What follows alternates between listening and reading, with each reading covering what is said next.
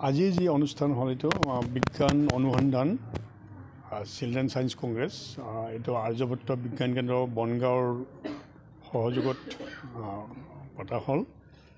এই গোটেই অনুষ্ঠানটো সমগ্ৰ শিক্ষাই ছাপোৰ্ট কৰিছে। ASTEC Assam science technology and environmental council তেওঁলোকে আয়োজন কৰিছে আৰু এইটো ব্লক লেভেল হ'ল। ইয়াৰ পাছত কাইলৈ হ'ব ডিষ্ট্ৰিক্ট লেভেল প্ৰগ্ৰেম, তাত চিলেক্ট হোৱাখিনি আকৌ ষ্টেট লেভেলত হ'ব।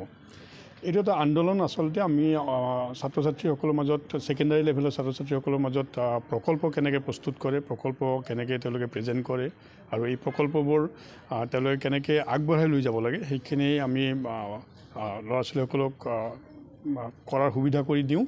আৰু তেওঁলোকে এই প্ৰকল্পবোৰ প্ৰেজেণ্ট কৰি তেওঁলোকে বিভিন্ন প্ৰতিযোগিতাত তেওঁলোকে কেনেকৈ আগবাঢ়ি যাব লাগে এইখিনি বস্তু শিকে। আজি আমাৰ ইয়াত প্ৰকল্পৰ সংখ্যা অকণমান কম হৈছে যদিও খুব উন্নত মানৰ হৈছে।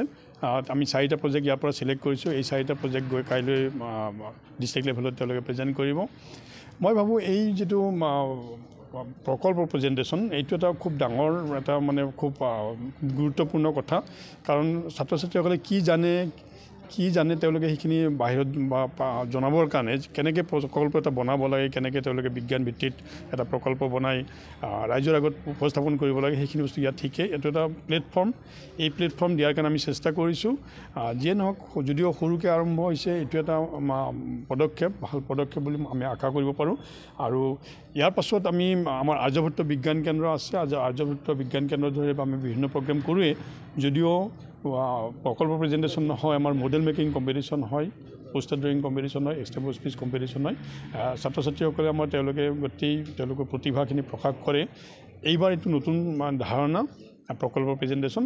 এই প্ৰকল্প প্ৰেজেণ্টেশ্যনৰ জৰিয়তে তেওঁলোকৰ মনৰ ভাৱ, তেওঁলোকৰ বিজ্ঞানৰ মানসিকতা এই বস্তু ৰাষ্ট্ৰীয়ভাৱে বা ৰাজ্যিকভাৱে ৰাজ্যিক প্লেটফৰ্মত তেওঁলোকে প্ৰকাশ কৰিব পাৰে।